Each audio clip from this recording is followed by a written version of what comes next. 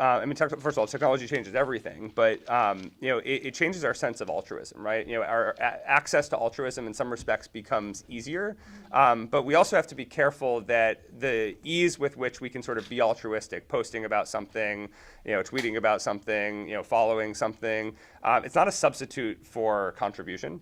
Right, so I can give you any number of instances in the world where heightened awareness has done really nothing to end a conflict. Right, so you have more footage uploaded to YouTube, more hours of footage uploaded to YouTube from the Syria conflict than you have hours in the entire conflict, and I see no end in sight.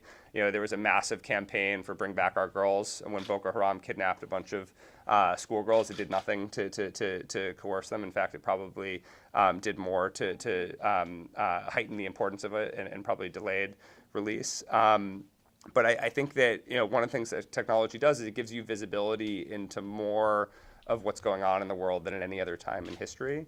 So again, I keep going back to this theme of curiosity.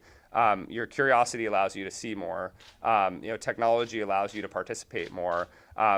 You have to take that next step. Once you find the cause that interests you, and once you learn about it, you have to really ask yourself the question, how can I roll up my sleeves and make a contribution? You're always better off doing more on a smaller scale than you are doing less, across sort of many different causes.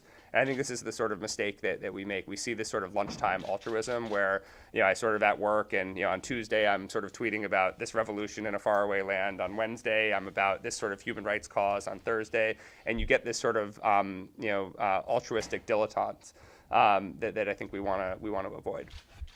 My view is that we have to be careful about sort of treating the internet or cyberspace as some sort of separate, exotic world. I actually don't think there's such thing as cyberspace. I think there's one world and it has a physical front and it has a digital front. So in that sense, we live in a hybrid world. So all the challenges that we see playing out on the internet are challenges that we understand very well. There's human hands behind them. There's human motivations behind them. There's government motivations behind them. They're just spilling over into the digital realm. So, if you're talking about, whether you're talking about sort of hacking of elections or you're talking about,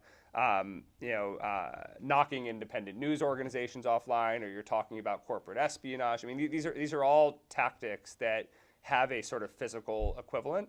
And what we're seeing is in the sort of digital front of the international system, lower barriers of entry, attribution's very difficult, and it's simply too irresistible for states to be able to engage in nefarious activities with far greater frequency online than they are offline.